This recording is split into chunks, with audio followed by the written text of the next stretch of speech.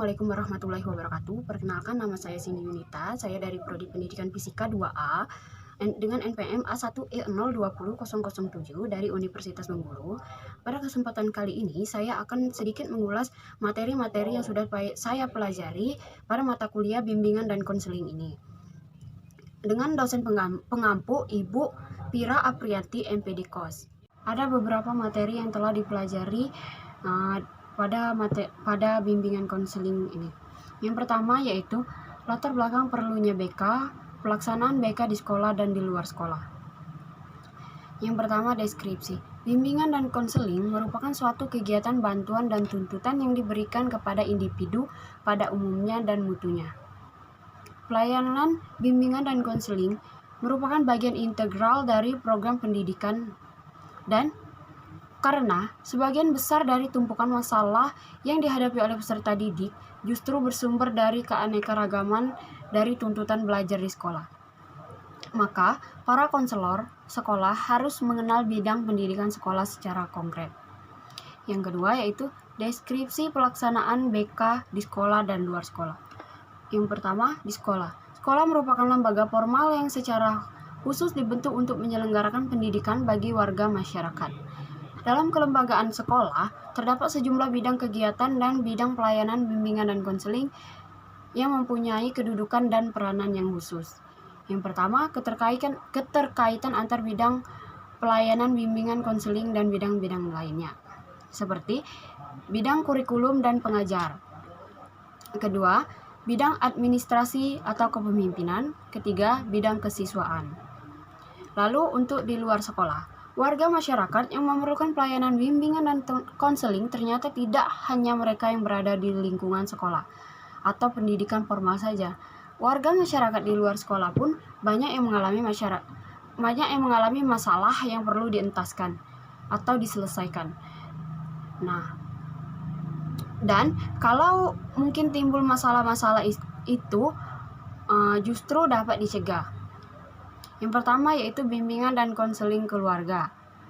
Yang kedua yaitu bimbingan dan konseling dalam lingkungan yang lebih luas. Lalu yang kedua, posisi dan urgensi BK dalam praktik pendidikan. Posisi dan urgensi dalam praktik pendidikan bahwa peran bimbingan dan konseling di dalam meningkatkan mutu pendidikan terletak pada bagaimana bimbingan dan konseling itu membangun manusia yang seutuhnya dari berbagai aspek yang ada di dalam diri peserta didik. Karena pendidikan yang bermutu bukan hanyalah pendidikan yang hanya mentransformasikan ilmu pengetahuan dan teknologi saja, tetapi juga harus meningkatkan profesionalitas dan sistem manajemen, di mana kesemuanya itu tidak hanya menyangkut aspek akademik, tetapi juga aspek pribadi, sosial, kematangan intelektual, dan sistem nilai. Lalu yang selanjutnya yaitu kondisi BK di sekolah saat ini. Karena sebagian besar dari tumpukan masalah yang dihadapi oleh peserta didik justru bersumber dari keanekaragaman dari tuntutan belajar di sekolah. Maka, para konselor sekolah harus mengenal bidang pendidikan sekolah secara konkret. Yang kedua yaitu deskripsi pelaksanaan BK di sekolah dan luar sekolah. Yang pertama, di sekolah. Sekolah merupakan lembaga formal yang secara khusus dibentuk untuk menyelenggarakan pendidikan bagi warga masyarakat. Dalam kelembagaan sekolah, terdapat sejumlah bidang kegiatan dan bidang pelayanan bimbingan dan konseling yang mempunyai kedudukan dan peranan yang khusus. Yang pertama, keterkaitan antar bidang pelayanan bimbingan konseling dan bidang-bidang lainnya, seperti bidang kurikulum dan pengajar.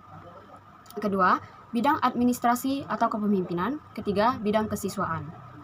Lalu untuk di luar sekolah, warga masyarakat yang memerlukan pelayanan bimbingan dan konseling ternyata tidak hanya mereka yang berada di lingkungan sekolah. Di luar sekolah pun banyak yang mengalami masalah yang perlu dientaskan atau diselesaikan. Nah, dan kalau mungkin timbul masalah-masalah itu justru dapat dicegah. Yang pertama yaitu bimbingan dan konseling keluarga. Yang kedua yaitu bimbingan dan konseling dalam lingkungan yang lebih luas. Lalu posisi dan urgensi dalam praktik pendidikan, bahwa peran bimbingan dan konseling di dalam meningkatkan mutu pendidikan terletak pada bagaimana bimbingan dan konseling itu membangun manusia yang seutuhnya dari berbagai aspek yang ada di dalam diri peserta didik. Karena pendidikan yang bermutu bukan hanyalah pendidikan yang hanya mentransformasikan ilmu pengetahuan dan teknologi saja, tetapi juga harus meningkatkan profesionalitas dan sistem manajemen, di mana kesemuanya itu tidak hanya menyangkut aspek akademik, tetapi juga aspek pribadi, sosial, kematangan intelektual, dan sistem nilai. Selanjutnya, sejarah perkembangan BK di Indonesia. Perkembangan BK di Indonesia telah melewati beberapa fase. Yang pertama itu perkembangan bimbingan dan konseling sebelum kemerdekaan. Kedua, dekade 40-an. Yang ketiga, dekade 50-an. Yang keempat, dekade 60-an. Lalu yang kelima, dekade 70-an. Keenam, dekade 80-an.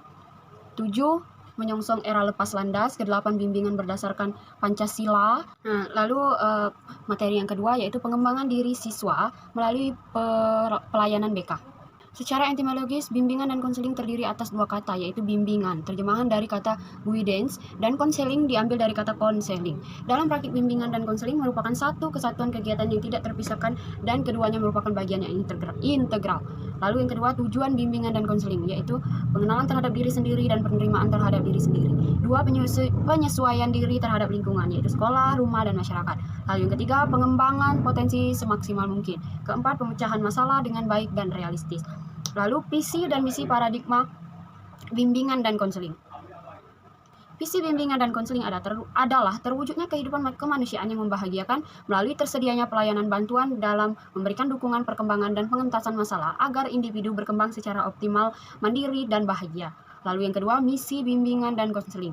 Sesuai dengan visi yang telah dirumuskan, misi bimbingan dan konseling difokuskan kepada misi pendidikan, misi pengembangan, dan misi pengentasan masalah. Lalu yang ketiga, paradigma bimbingan dan konseling.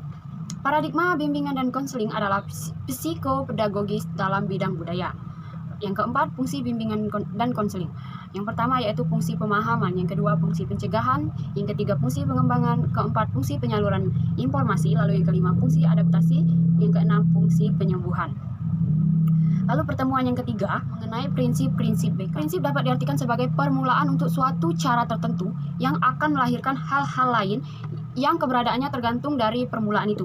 Bimbingan dan konseling membutuhkan suatu prinsip atau aturan main dalam menjalankan program pelayanan bimbingan. Menurut Prayinto dan Amti 1994 halaman 220, prinsip bimbingan dan konseling yaitu rumusan prinsip-prinsip bimbingan dan konseling pada umumnya berkenaan dengan sasaran pelayanan, masalah klien, tujuan dan proses penanganan masalah, program pelayanan dan penyelenggaraan pelayanan. Lalu prinsip-prinsip BK terbagi menjadi 4. Prinsip yang berkenaan dengan peserta didik, prinsip yang berkenaan dengan program layanan, lalu 3 prinsip yang berkenaan dengan tujuan dan pelaksanaan layanan, yang keempat prinsip berkenaan dengan permasalahan individu. Ke-9 yaitu asas alih tangan. Asas alih tangan adalah asas BK yang menghendaki agar pihak-pihak yang tidak mampu menyelenggarakan layanan bimbingan dan konseling secara tepat dan tuntas atas suatu permasalahan peserta didik agar bisa mengalih tangankan permasalahan itu kepada pihak yang lebih ahli. Yang ke-10 yaitu asas kegiatan. Asas kegiatan yaitu asas BK yang menghendaki agar peserta didik yang menjadi sasaran layanan dapat berpartisipasi secara aktif di dalam penyelenggaraan layanan bimbingan. Yang ke-11, asas kenormatifan. Asas kenormatifan yaitu asas BK yang menghendaki agar segenap layanan dan kegiatan bimbingan dan konseling didasarkan pada dan tidak boleh bertentangan dengan nilai norma-norma yang ada. Asas yang ke-12 atau asas yang terakhir yaitu asas Tut Wuri Handayani.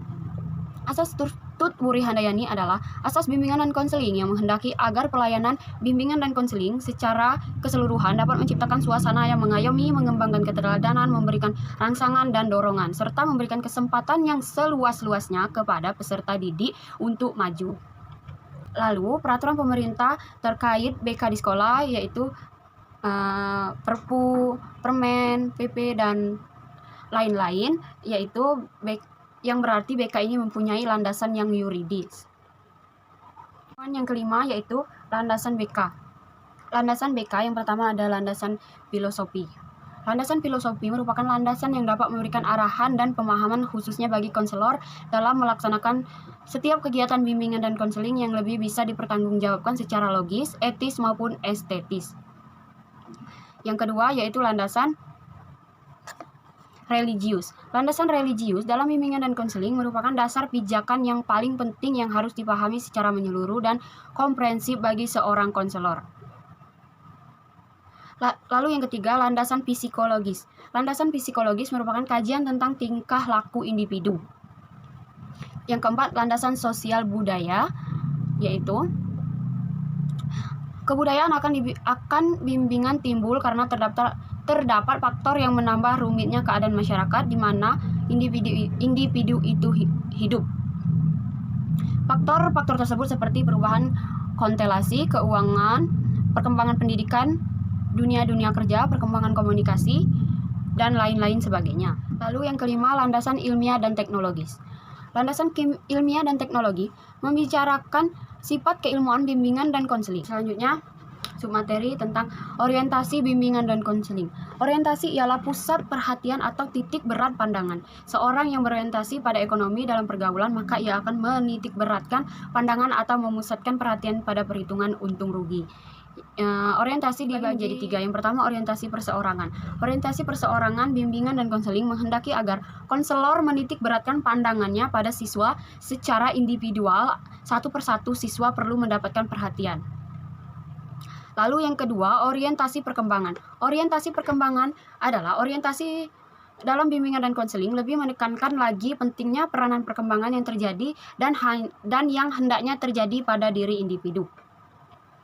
Lalu yang ketiga, orientasi permasalahan. Orientasi permasalahan yaitu perjalanan kehidupan dan proses perkembangan seringkali terjadi tidak mulus, banyak mengalami hambatan atau rintangan yang dapat mengganggu tercapainya kebahagiaan. Agar tujuan hidup dan perkembangan yang sebagian adalah tujuan bimbingan dan konseling itu dapat tercapai dengan sebaik-baiknya, maka resiko yang mungkin menimpa kehidupan dan perkembangan itu harus selalu diwaspadai. Selanjutnya membahas mengenai pengorganisasian BK.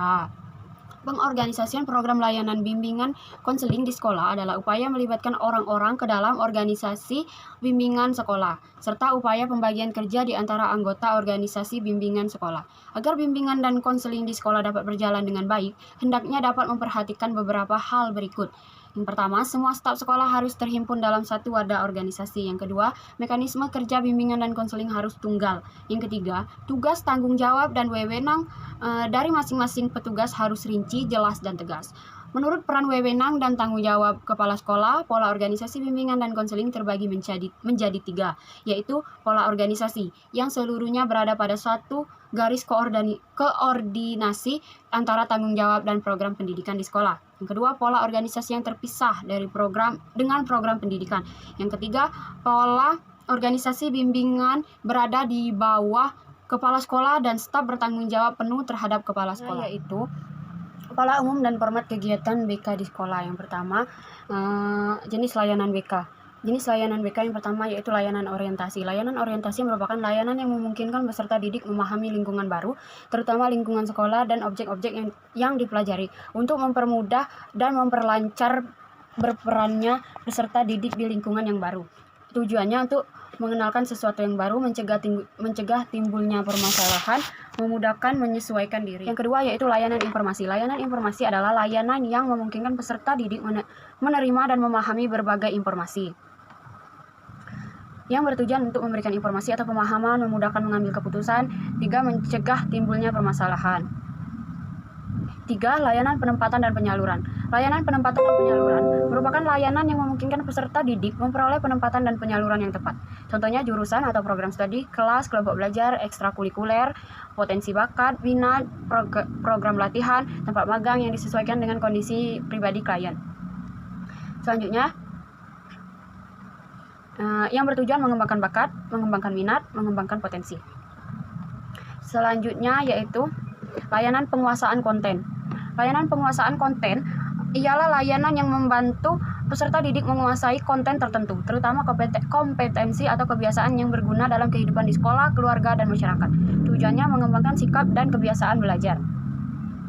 Layanan yang kelima yaitu layanan konseling individual. Layanan konseling individual atau secara perorangan adalah layanan yang memungkinkan peserta didik mendapatkan layanan secara langsung bertatap muka dengan guru atau pembimbing atau konselor. Lalu azas-azas layanan konseling. Yang pertama azas kerahasiaan, yang kedua azas kesukarelaan, yang ketiga asas keterbukaan, yang keempat asas kekinian, yang kelima asas keahlian. 6. Layanan bimbingan kelompok. Layanan bimbingan kelompok merupakan layanan yang memungkinkan sejumlah peserta didik secara bersama-sama melalui dinamika kelompok memperoleh bahan dan membahas pokok bahasan atau topik tertentu untuk menunjang pemahaman dan pengembangan kemampuan sosial, baik secara individu maupun sebagai pelajar, kegiatan belajar, karir atau jabatan, serta untuk pengambilan keputusan atau tindakan tertentu melalui dinamika kelompok. Yang ketujuh, layanan konseling kelompok. Layanan konseling kelompok merupakan layanan yang memungkinkan peserta didik masing-masing anggota kelompok memperoleh kesempatan untuk pembahasan dan pengentasan permasalahan pribadi melalui dinamika kelompok. Yang kedelapan, layanan konsultasi. Layanan konsultasi merupakan layanan yang membantu peserta didik atau pihak lain dalam memperoleh wawasan, pemahaman, dan cara-cara yang perlu dilaksanakan dalam menangani kondisi atau masalah peserta didik. Tujuannya agar individu atau kelompok yang dilayani menjadi mampu menghadapi semua tugas perkembangan hidupnya secara sadar dan bebas. Yang kesembilan, layanan mediasi. Layanan mediasi adalah layanan yang membantu peserta didik menyelesaikan permasalahan ataupun perselisihan dan memperbaiki hubungan antar peserta didik dengan konselor sebagai mediator. Yang kesepuluh, layanan advokasi. Layanan advokasi adalah layanan bimbingan dan konseling yang membantu klien atau konseli untuk memperoleh kembali hak-hak atas dirinya yang tidak diperhatikan atau mendapat perlakuan yang menyalahi hak-haknya. Lalu kita bahas yang selanjutnya, yaitu jenis kegiatan pendukung BK di sekolah. Kegiatan pendukung bimbingan dan konseling di sekolah adalah aplikasi instrumen, himpunan data, konferensi kasus, dan kunjungan rumah, tampilan kepustakaan, dan ahli tangan kasus. Yang pertama, aplikasi instrumentasi. Aplikasi instrumentasi bimbingan dan konseling yaitu kegiatan bimbingan dan konseling untuk mengumpulkan data dan keterangan tentang klien dan lingkungan klien. Aplikasi instrumentasi BK. Instrumen tes yaitu penggambaran dalam bentuk skala angka atau klasifikasi tertentu.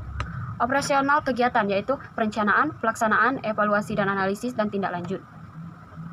Yang kedua, himpunan data, yaitu kegiatan pendukung bimbingan dan konseling untuk menghimpun seluruh data dan keterangan yang relevan dengan keperluan pengembangan peserta didik. Himpunan data dilaksanakan secara berkelanjutan, sistematik, komprehensif, terpadu, dan sifat tertutup. Yang ketiga, konferensi kasus. Konferensi kasus yaitu kegiatan pendukung BK untuk membahas permasalahan yang dialami oleh peserta didik atau klien dalam suatu forum pertemuan yang dihadiri oleh berbagai pihak, yang diharapkan dapat memberikan bahan, keterangan, kemudahan, dan komitmen untuk dientaskan permasalahannya tersebut. Konferensi kasus ini bersifat terbatas dan tertutup. Lalu, kunjungan rumah. Kunjungan rumah yaitu kegiatan pendukung BK untuk memperoleh data, keterangan, kemudahan, dan komitmen untuk terentaskannya permasalahan peserta didik. Melalui kunjungan rumahnya, kegiatan ini memerlukan kerjasama yang penuh dari orang tua dan anggota keluarga lainnya. Lalu selanjutnya, tampilan kepustakaan, yaitu kegiatan menyediakan berbagai bahan pustaka yang dapat digunakan peserta didik dalam pengembangan pribadi, kemampuan sosial, kegiatan belajar, dan karir atau jabatan. Yang selanjutnya, ahli tangan kasus. Ahli tangan kasus yaitu kegiatan pendukung bimbingan dan konseling untuk mendapatkan penanganan yang lebih tepat dan tuntas atas masalah yang dialami peserta didik dengan memindahkan penanganan kasus dari suatu pihak ke pihak lainnya yang lebih ahli, seperti dokter, psikiater, ahli agama, dan lain-lain. Yang selanjutnya yaitu pola umum dan format kegiatan BK di sekolah dan masalah-masalah siswa di sekolah.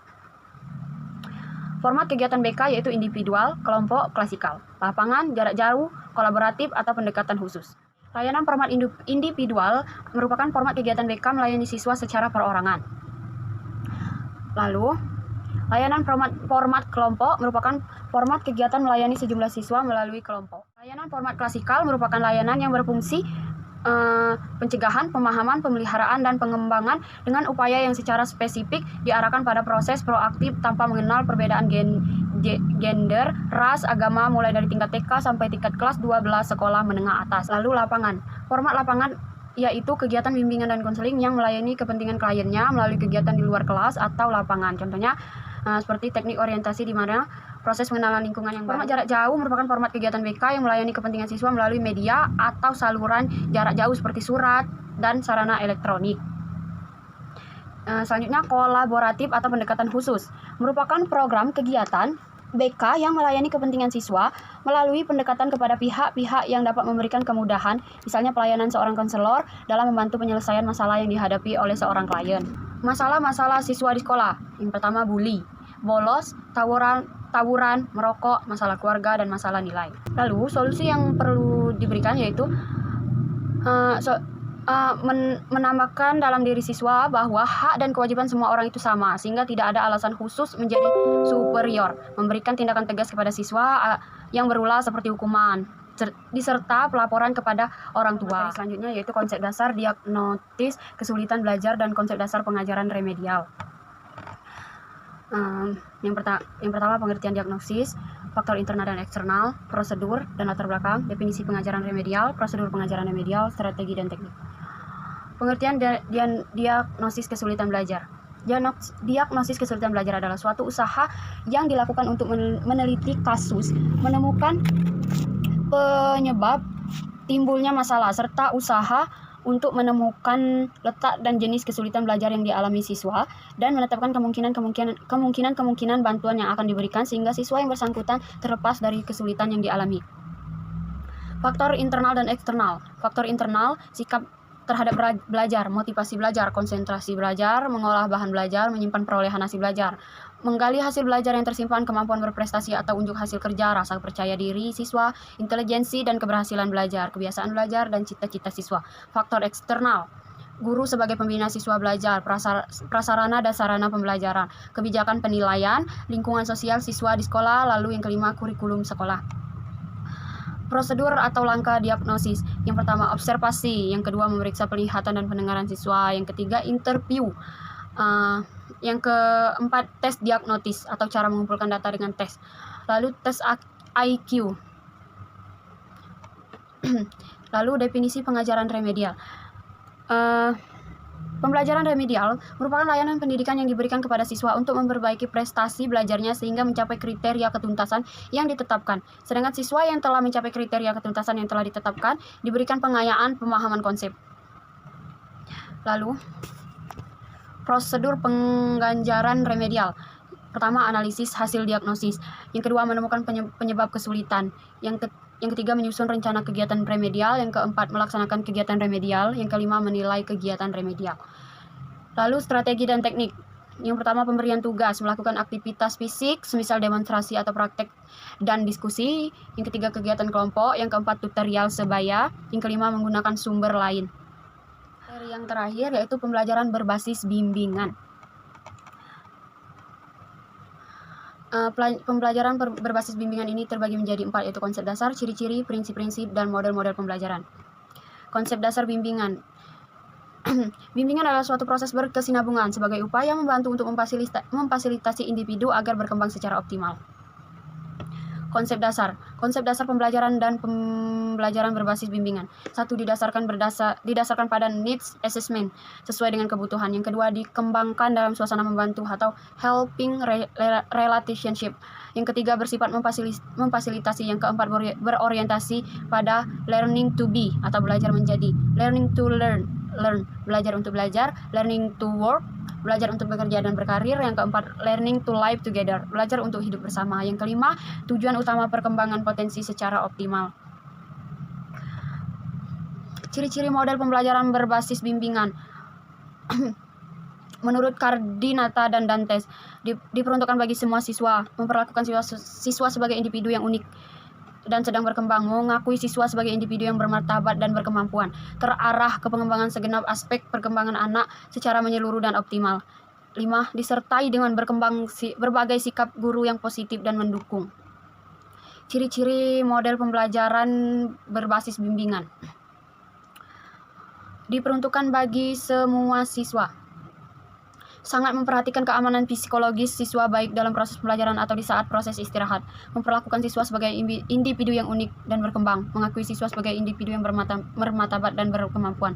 Penuh penghargaan, pemberian reward, menghindari hukuman fisik, demokratis. terarah ke pengembangan segenap aspek, disertai dengan sikap guru yang positif.